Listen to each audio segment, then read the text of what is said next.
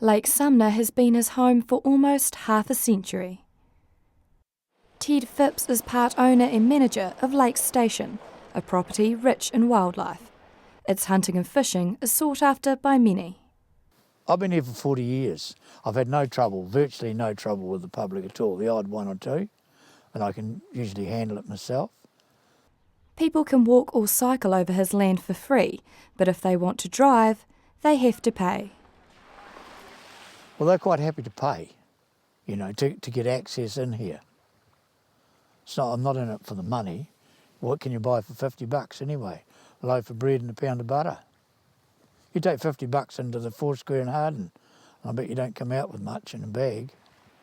And he puts the money to good use. Well, it helps with the track maintenance. If I get a dozer in here, just to come around where we came today, and to clean up the rest of the tracks, there'd be no change out of $10,000. Fishing game say paying a small fee is okay, but it shouldn't be excessive. Any more than $20 and it starts getting, I think, a bit steep for the average angler. But freshwater anglers around the country disagree. They think fees should be illegal and rivers and lakes accessible to everyone. Locking them up to make a profit of them is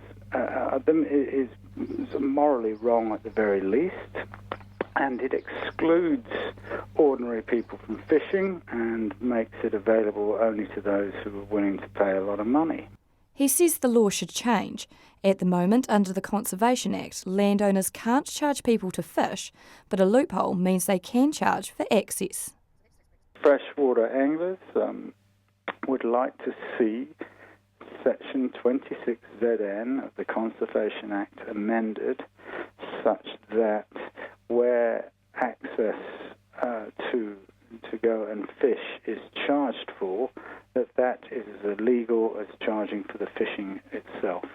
Another problem concerning both organisations is landowners charging for access when they shouldn't. Fishing games say that there are cases in Canterbury which are showing flaws in the current law. This is where the public roads deviate from the river even if for 10 metres or so, and this is where landowners are starting to charge for vehicle access. And this is where the line is starting to get blurry. Are they charging for vehicle access, or are they charging for fishing rights? Tony Hawker says it's a fine line. There are all sorts of problems around access and things need to change. There needs to be emphasis on opening up access to current paper roads and maybe some law changes around that, giving local councils more powers to enforce that. Back at Lake Station, Ted Phipps says if everyone is reasonable, there shouldn't be any issues, but he's against any move to outlaw fees. Why should I give them free access? Would they give me free access into their backyard to drive my vehicle all around their backyard? They'd have the police on me before I got in the front gate. At this stage, a law change looks unlikely. Those wanting better access admit it's too hard and is a low priority for government. But freshwater anglers say as long as they have to pay, they'll keep fighting. Olivia Sanders, Metro News.